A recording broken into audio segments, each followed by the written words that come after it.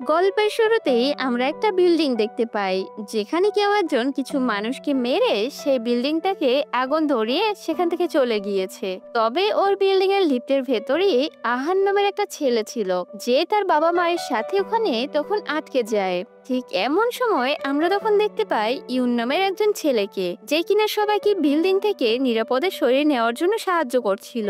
ঠিক সেই সময়ে সে আহান আর তার বাবা মাকে লিফটে আটকে পড়ে থাকতে দেখে, যেটা দেখে সে তখনই তাদের সাহায্য করতে তখন চলে যায়। সেখানে সে আহানকে বাঁচিয়ে নিলেও তার বাবা মা লিফটে আটকা পড়ে যায় এবং তারা ওখানেই মারা যায়। এরপর আমরা আরেকজন ক্যারেক্টারকে দেখতে পাই, যার নাম কিনা ছিল সাংমো, যে কিনা আগুন ছড়িয়ে পড়া দেখে আহানকে নিয়ে বিল্ডিং থেকে তখন লাফ দেয়, যার কারণে তারা বেঁচে তো যায়, কিন্তু আহানের মধ্যে এক ধরনের বিশেষ শক্তি এসে পড়ে, যে শক্তির ফলে সে মানুষকে ছুলে তার অতীত দেখতে পায়। ঠিক তার পরের সিন চলে যায় 11 বছর পর, যেখানে আমরা দেখতে পাই আহান আর সাংমো দুজন ভাইয়ের মতো একসাথে একই বাসায় থাকে। সাংমো এখন একজন ডিটেকটিভ হয়ে গিয়েছে, যে কিনা আহানের মানুষ ছুলে যে সে তার অতীত দেখতে পায় এই শক্তির উপর পুরোপুরি বিশ্বাস করত।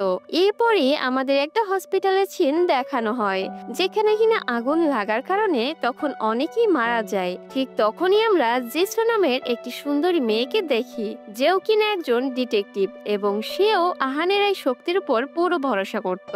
তাই সে তার কাজের সুবিধার জন্য আজ আহানকে নিয়ে আসে তার সাথে করে, যেন সে ওই বডি ছুঁয়ে ও সম্পর্কে কিছু তথ্য নিয়ে ইনকোয়ারির কাজে তাকে সাহায্য করতে পারে। এরপর আহান ওই বডিতে স্পর্শ করলেও ভালো মতো তখন কোনো তথ্য সে জানতে পারে না, যেটা দেখে তখন পুলিশের তখন মনে হয় এই হসপিটালে থাকা কোনো এক পাগল মহিলাই হয়তো এই সম্পূর্ণ হসপিটালে আগুন লাগিয়ে দিয়েছে। কিন্তু সাংমোর আর জিসোর এই ঘটনার সাথে ঠিক 11 বছর আগেই ঘটে যাওয়া ওই বিল্ডিং এ আগুনের ঘটনার সামঞ্জস্য তখন মনে পড়ে। অন্যদিকে জেইন নামের একটা মেয়ে একটা পাবলিক টয়লেটে তার জামা কাপড় চেঞ্জ করতে আসে। ঠিক এমন সময় সে বুঝতে পারে কেউ তাকে লুকিয়ে লুকিয়ে দেখছে, যেটা দেখে সে সাথে সাথে বাথরুম থেকে বের হয়ে ওই লোকটার পিছু করতে শুরু করে। কিন্তু সে বের হয়ে তখন আহানকে বাদে ওখানে আর কাউকেই আশেপাশে দেখতে পায় না, যার জন্য সে ভাবে যে আহানি হয়তো সেই ছেলেটা, কারণ তার জামা কাপড় সেই ছেলেটার মতোই দেখতে ছিল। তাই সে আহানের পিছু পিছু যায় এবং তাকে মারার জন্য লাথি মারে। কিন্তু সেই সময়ে আহান তার পা ধরে ফেলে এবং সে তার অতীত দেখতে শুরু করে, যেখানে আহান তখন দেখতে পায় আসলে জেনকে সবাই স্কুলে অনেক বুলি করে, যা সে সহ্য করতে না পেরে কিছুদিন পর পরই সে স্কুল চেঞ্জ করে। এরপর জেন সন্দেহবশত আহানকে ধরে জেলে ঢুকিয়ে দেয়, যেটা শুনতে পেরে জিসো এসে তাকে জেলখানা থেকে বের করে। এরপর আহান যখন তার স্কুলে ফিরে আসে তখন তার ম্যাথ টিচার তার উপর ম্যাথ প্রশ্নপত্র চুরি করার অভিযোগ দিয়ে দেয় এবং তাকে অনেক বকাঝকাও করে, যার কারণে সে ক্লাস না করে তখন স্কুলের ছাদে চলে আসে। সে ছাদে উঠে তখন 11 বছর আগেই ঘটে যাওয়া ওই অগ্নিকাণ্ডের কথা মনে করতে শুরু করে, যেখানে ছোটবেলায় তাকে লিফট থেকে ইউন নামের একজন যে তাকে বাঁচিয়েছিল, পুলিশ পরবর্তীতে সেই ইউনকে অগ্নিকাণ্ডের অপরাধে তখন ধরে নিয়ে যায়, যার কারণে তাকে তখন জেলে পাঠিয়ে দেওয়া হয়। অপরদিকে জেইন এই স্কুলে নতুন করে শিফট হয়েছে, কিন্তু এখানে তাকে প্রথম দিনই কিছু মেয়েরা এসে তাকে বুলি করতে শুরু করে, যার কারণে সে তখন দৌড়ে স্কুলের ছাদে চলে আসে এবং তার প্যানিক অ্যাটাক হতে শুরু করে। তখন তারও 11 বছর আগের ওই দিনের কথা মনে হতে শুরু করে, যেখানে তার বাবাকে কিভাবে পুলিশ ধরে নিয়ে গিয়েছিল। তো এইসব কিছু ভাবার পর জেইন একটু স্বাভাবিক হলে সে যখন ওখান থেকে চলে যেতে নেয়, ঠিক এমন সময় হুট করে বাদরের মতো লাফ দিয়ে আহান জেইনের উপর পড়ে যেতে নিলে কোনো মতে সে নিজেকে তখন সামলে নেয়, আর এ নিয়ে তখন তারা দুজন ক্লাসে ঝগড়া করতে করতেই চলে আসে। ক্লাসে আসার পর তাদের ম্যাথ টিচার আবার আহানকে অনেক কথাও শোনায়। এইসব দেখে জেইন সবার সামনে রেগে গিয়ে আহানের পক্ষ নিয়ে কথা বলে, সে আহানকে নির্দোষ প্রমাণ করেই ছাড়বে এটা সে বলে। ঠিক এটা বলে সে ওখান থেকে তখন বেরিয়ে আসে। তারপর সে বাসায় এসে কাকে যেন কল দেয় এবং সে তার সাথে দেখা করতে চলে যায়, যে কিনা এতদিন ধরে তাকে টাকা দিয়ে আসছিল, তার পড়াশোনার খরচ চালিয়ে আসছিল। আসলে ওই ব্যক্তিটা আর কেউই নয় বরং সাংমো ছিল, যে ব্যাপারে জেইনের কোনো ধারণাই ছিল না। ঠিক সেই দিন রাতে আহান স্কুলের ভিতরে চলে যায় যেন সে আসল চোরটা কি সে ব্যাপারে খোঁজ নিতে পারে। তখন সেখানে গিয়ে সে জেনকেও তখন দেখতে পায়। আসলে জেনও এখানে আহানকে নির্দোষ প্রমাণ করার জন্য কিছু ডকুমেন্ট খুঁজতে এসেছিল। এরপর তারা দুজন মিলে সবকিছু খুঁজতে শুরু করে, আর আহান যখনই তার টিচারের ডেস্কে হাত দেয় তখনই সে তার অতীত দেখতে পায়, যেখানে সে তখন দেখতে পায় আসলে কেউই কোনো প্রশ্নপত্র চুরি করেনি, বরং কেউ একজন তার হলুদ ব্যাগটি নিতে এসেছিল। সে এতটুকু দেখতেই ঠিক এমন সময় হুট করে সিকিউরিটি গার্ড সেখানে চলে আসে, যার কারণে তারা তড়িঘড়ি করে তখন লুকিয়ে পড়ে। এর কিছুক্ষণ পর গার্ড ওখান থেকে চলে যাওয়ার পর তারা দুজন দুজনের রাস্তা আলাদা করে নিজের মতো করে নিজের বাসার দিকে যেতে শুরু করে। এদিকে জেইন বাসায় যাওয়ার পথে সাংমো তার সাথে দেখা করতে চলে আসে আর বলে শুধুমাত্র সেই এতদিন ধরে তার ভরণ পোষণ দিয়ে যাচ্ছে, যা শুনে জেইন তখন অনেক অবাক হয়ে যায়। আর এরপর তারা দুজন বসে একে অপরের সাথে কথা বলতে শুরু করে, যেখানে সাংমো তাকে বলে সে আসলে তার বাড়ির অপোজিটই থাকে। কথাবার্তা শেষ হলে এর কিছুক্ষণ পর তারা দুজনে নিজেদের বাসায় আসে। এদিকে যখন জেইন বাসার ভিতরে ঢুকে যায় তখন আহান তার বাসা থেকে বেরিয়ে সাংমোকে দেখতে পায় আর তার সাথে হাসি ঠাট্টা করতে শুরু করে। এর পরের দিন জেইন স্কুলে গিয়ে সবাইকে জিজ্ঞাসাবাদ করতে শুরু করে। ঠিক সেই সময় একটা মেয়ে তাকে তার সাথে বাইরে নিয়ে যায় এবং সেখানে গিয়ে সে সব সত্য কথা বলে দেয়। অপরদিকে আহান তার টিচারের গায়ে হাত দিলে সে তখন আবার তার অতীত দেখতে পায়, যেখানে সেদিন একটা মেয়ে টিচারের ডেস্ক থেকে শুধুমাত্র তার সিগারেটের ব্যাগটি ফেরত নিতে গিয়েছিল। এর পরের দিন যখন ক্লাসে তাদের ওই টিচার চলে আসে তখন জেইন সবার সামনেই টিচারের সত্যটা সবাইকে বলে দেয় আর বলে আসলে সে নিজেই স্টুডেন্টদের পেপার বদলেছিল, যেটা শুনে তার সাথে সাথে আহানও সবার সামনে জেইনের সাথ দেয়। আর এইভাবেই তারা দুজন মিলে এই ঝামেলাটাকে তখন সামলে নেয়। এরপর জেইন আহানকে নিয়ে যখন ছাদে চলে আসে তখনই তাদের দুজনের ফোনে পুলিশ স্টেশন থেকে ফোন আসে এবং সেখান থেকে বলা হয় সেই দিন জেইন যে লোকটাকে আহান মনে করেছিল সেটা আসলে আহান ছিল না, বরং অপরাধী সেই লোকটিকে পুলিশ ধরতে পেরেছে। যেটা শুনে সে তখন অনেক লজ্জিত বোধ করে আর আহানকে ভুল ভাবার জন্য তার কাছে তখন ক্ষমা চায় এবং আহানও তাকে ক্ষমা করে দেয়।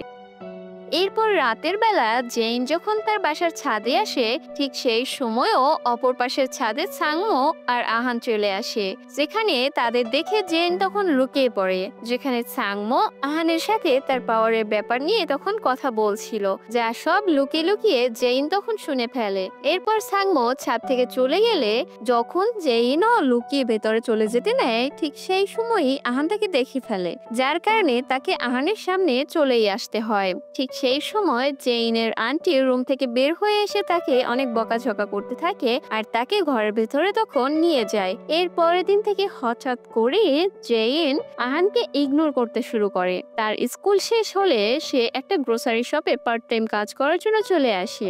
সেখানে তার ম্যাথ টিচার হঠাৎ তার ক্ষতি করতে চাইলে ঠিক সেই সময় আহান জেইনকে পিছু করতে করতে এখানে এসেছিল। সে এটা দেখে গ্রোসারি শপে গিয়ে তখন তাকে বাঁচিয়ে ফেলে আর জিসোকে বলে টিচারকে পুলিশের হাতে তখন তুলে দেয়। এই সবকিছুর ঝামেলা শেষ হলে জেইন সবকিছুর জন্য আহানকে ধন্যবাদ জানায় আর আমরা এদিকে তাদের সম্পর্কের মধ্যে একটা দারুণ পরিবর্তন লক্ষ্য করি। অন্যদিকে সাংমো জিসোর থেকে তখন জানতে পারে জেইনের উপর তার টিচার হঠাৎ করেই হামলা করেছে, যেটা শুনে সে তখনই জেইনের সাথে দেখা করতে চলে আসে।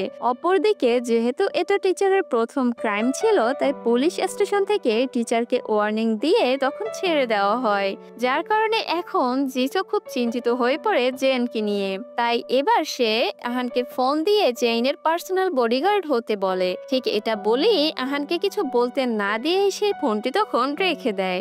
এরপর সাংমো জেইনকে তার বাসা পর্যন্ত পৌঁছে দিয়ে আসে। ঠিক তখনই সাংমোর কাছে একটা কল চলে আসে, যেখানে ফোনের ওই পার থেকে তখন জানানো হয় যে তারা যে লোকটার সাথে হসপিটালে হয়ে যাওয়া মার্ডার কেসের ব্যাপারে কথা বলতে চেয়েছিল সেই লোকটাকে কোনো এক অজ্ঞাতনামা ব্যক্তি মেরে ফেলেছে। এরপর সাংমো ওই বডিটাকে দেখে অনেক চিন্তিত হয়ে পড়ে আর সাথে সাথে জিসোকে নিয়ে অফিসে চলে আসে আর জিসোকে বলতে থাকে এই মার্ডারটি যে লোকটি করেছে সেই হসপিটালে আগুন লাগানোর সাথে জড়িত এবং 11 বছর আগে ঘটে যাওয়া ঘটনার পেছনেও তারই হাত রয়েছে। যেটা শুনে তখন জিসো তার দিকে তাকিয়ে জিজ্ঞাসা করে সে কি তার কাছ থেকে কোনো কিছু লুকাচ্ছে কিনা, আর এখানেই এই সিনটি তখন কাট হয়ে যায়। যায়। এর পরের দিন জিসোয়ের কথা মতো আহান জেইনের বডিগার্ড হয়ে তার খেয়াল রাখতে শুরু করে, যা দেখে জেইনকে আমরা অনেক খুশি দেখতে পাই। এর কিছুক্ষণ পর ক্লাসে দুইটা মেয়ে এসে জেইনকে আবারও তার বাবার ব্যাপারে বলে তাকে জ্বালাতন করতে শুরু করে, যার কারণে জেইনের আবার প্যানিক অ্যাটাক তখন শুরু হয় আর সে দৌড়ে ছাদে চলে আসে এবং তার পিছনে পিছনে আহানও তার সাথে চলে আসে। তখন আহান তাকে সাহস দেয় আর তাকে তার অতীতের কথা বলে, যে কিভাবে সাংমো তাকে একটা এতিমখানায় রেখে চলে গিয়েছিল। এরপর অনেক বছর পর দ্বিতীয়বার এসে তাকে বলেছিল তার কোনো একটা ইম্পর্টেন্ট জিনিস সামলাতে আবারও তাকে যেতে হবে। আর এর সাথে সে এটাও বলে এই পৃথিবীতে শুধুমাত্র তার পাওয়ার সাংমোর উপর কোনো কাজ করে না।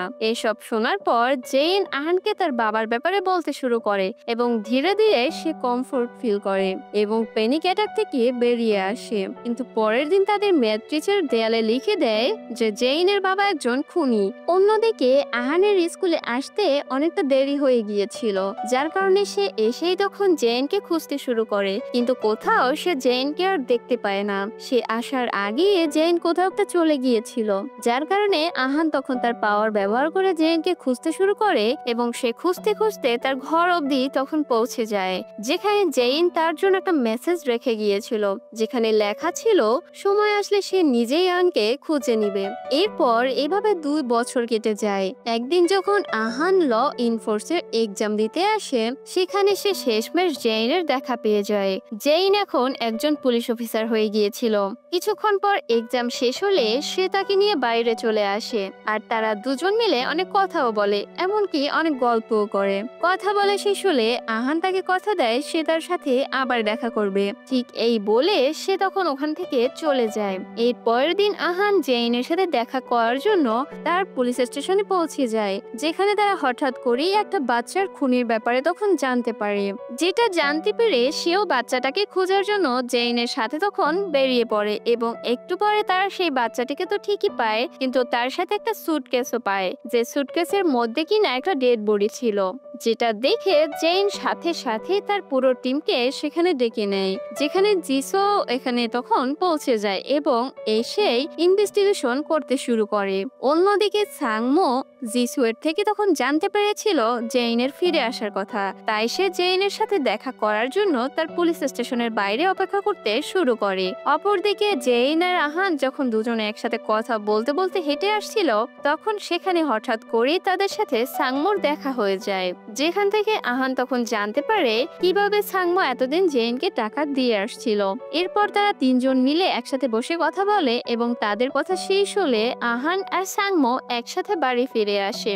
আর কিছুক্ষণ পর তারা দুজন মিলে তাদের বাবা মায়ের মৃত্যুবার্ষিকী উপলক্ষে তাদের কবরে চলে যায়। এরপর সেখান থেকে ফিরে এসে সাংমো আহানের সাথে জেইনের সাথে দেখা করতে চলে আসে। তখন সাংমো জেইনকে বলে সে চায় সে যেন আহানের সাথে আরো কিছু সময় কাটায়, যার ফলে আহান তার পাওয়ারকে আরো বেশি ভালোভাবে ব্যবহার করতে পারবে এবং পাওয়ারের চর্চা করতে পারবে। এর বদলে সাংমো জেইনের একটা উইশ পূরণ করবে, যা শুনে আহান তখন অবাক হয়ে যায়। এরপর থেকে শুরু হয় তাদের দুজনের একসাথে সময় কাটানো।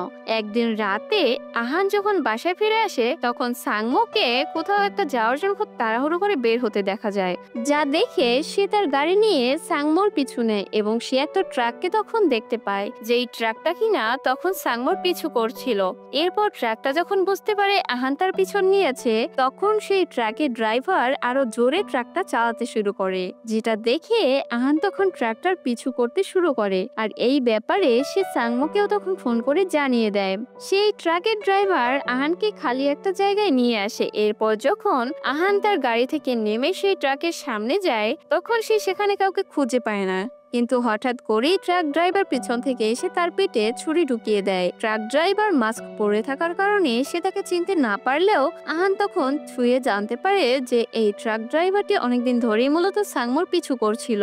এরপর সাংমো তাড়াতাড়ি সেই স্পটে পৌঁছে আহানকে হসপিটালে পাঠায়। কিছুক্ষণ পর আহানের যখন হুঁশ ফিরে আসে, তখন সে ফোন দিয়ে তার বন্ধুকে খাবার নিয়ে আসতে বলে। তার বন্ধুর যাওয়ার পথে জেইনের সাথে তার দেখা হয় এবং সে তাকেও নিয়ে যায়, যেখানে আহান জেইনকে দেখে খুব খুশি হয়ে যায়। এরপর তারা কিছুটা সময় আনন্দে কাটায়।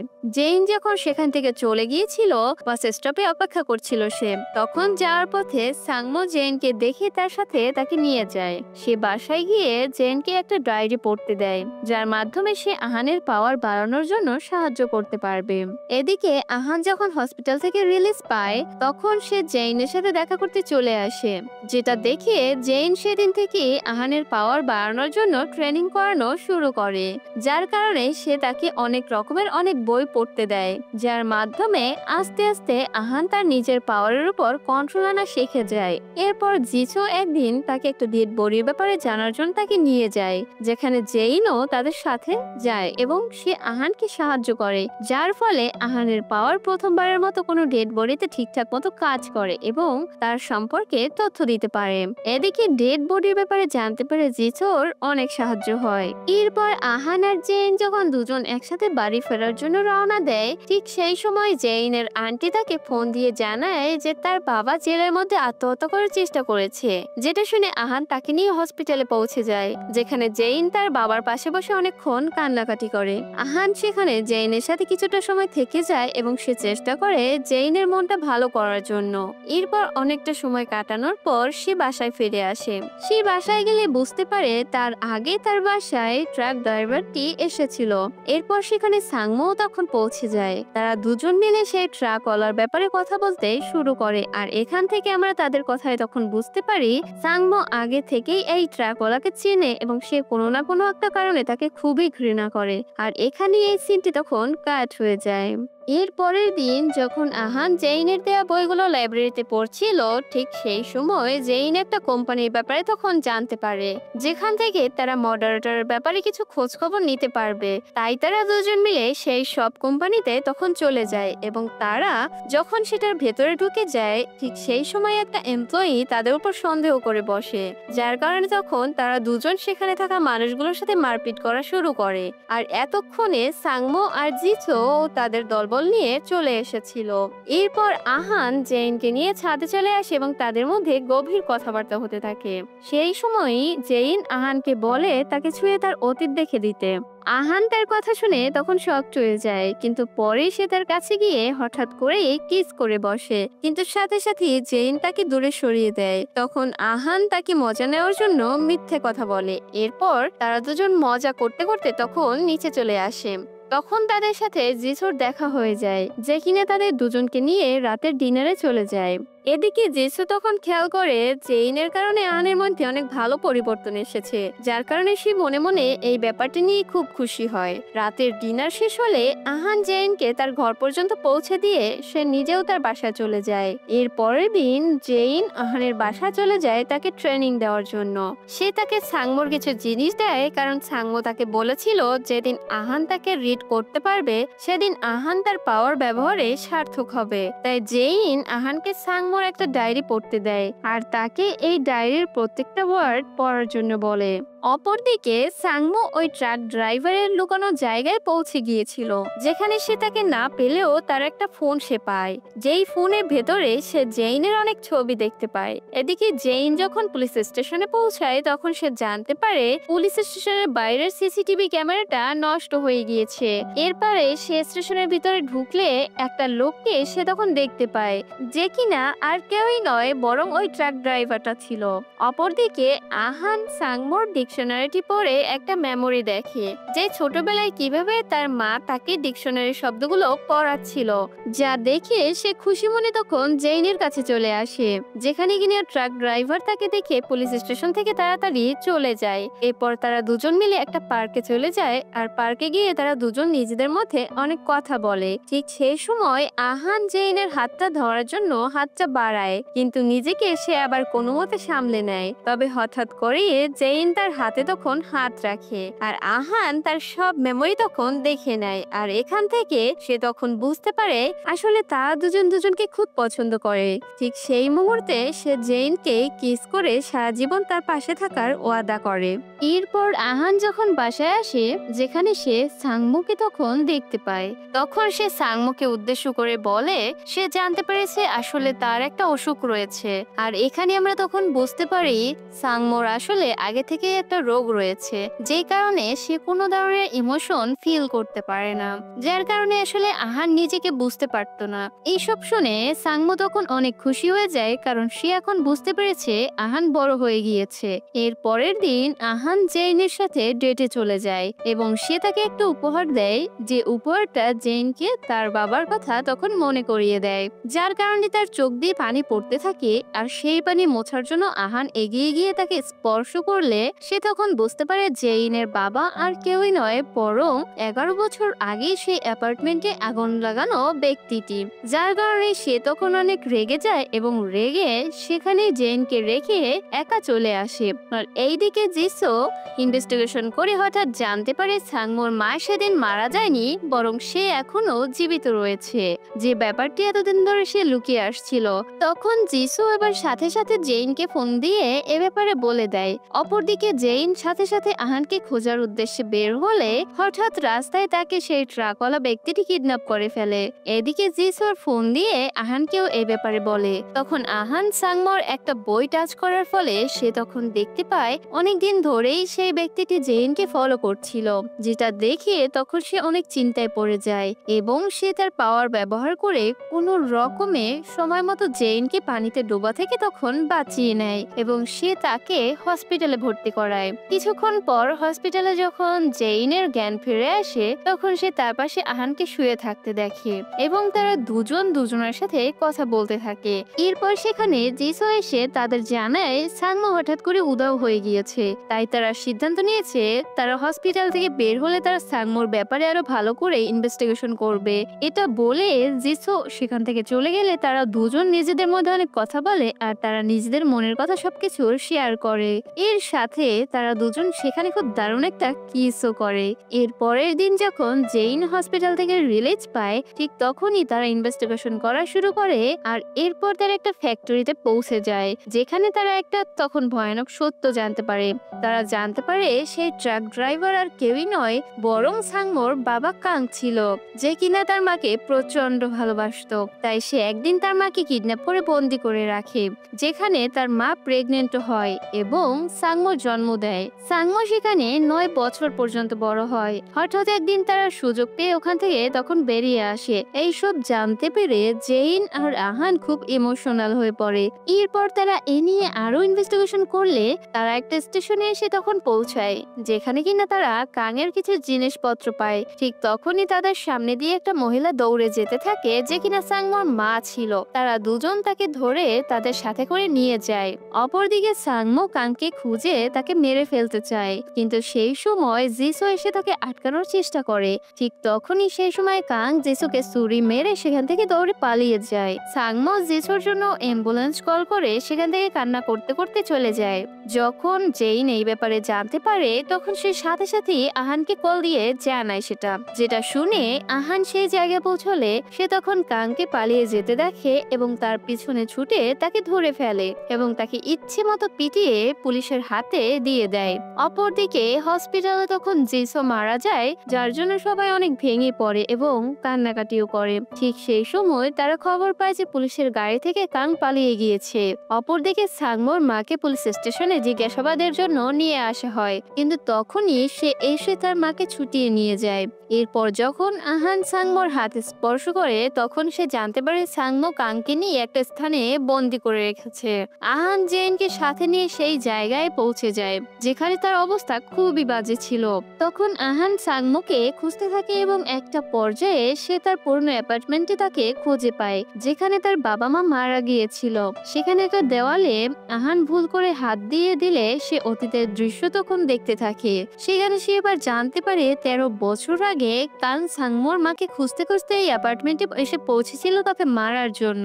তখন সাংমো কাংকে তখন সেখানে দেখে ফেলে, তাই তাকে সে ফাঁসাতে সে অ্যাপার্টমেন্টে থাকা মানুষগুলোকে সে মেরে সেখানে আগুন লাগিয়ে দেয়, যা জানতে পেরে আহান অনেক কষ্ট পায় আর কান্নায় ভেঙে পড়ে। তখন সাংমো তার কাছ থেকে ক্ষমা চায়। ঠিক তখনই জেইন পুলিশের সাথে সেখানে পৌঁছে তাকে গ্রেফতার করে নেয়, যার ফলে সবাই শেষমেশ তার পাপের শাস্তি পেয়েই যায়। এদিকে জেইনের বাবাকেও জেল থেকে ছেড়ে দেয়। এরপর 1 বছর কেটে যায় এবং আস্তে আস্তে সবকিছু নর্মাল হতে শুরু করে। আমরা আমরা দেখি আহান জেনের সাথে খুব খুশি আছে। সে মাঝে মাঝে সানমুর সাথে দেখা করতে চলে আসে এবং তার সাথে কথা বলে, যেখানে তারা দুজন একে অপরের সাথে মনের কথা শেয়ার করে। কিন্তু এদিকে আহান এখনো তাকে ক্ষমা করতে পারেনি, তবে সে চেষ্টা করছে। ঠিক এরপরই সে জেনের সাথে দেখা করতে যায় এবং তারা দুজন মিলে একটা ঘর দেখে, আর তারা দুজন মিলে তখন ডিসিশন নেয় এখানেই তারা তাদের নতুন রঙিন স্বপ্নের ঘর বুনবে। আর এভাবেই এই ড্রামাটি তখন শেষ হয়ে যায়।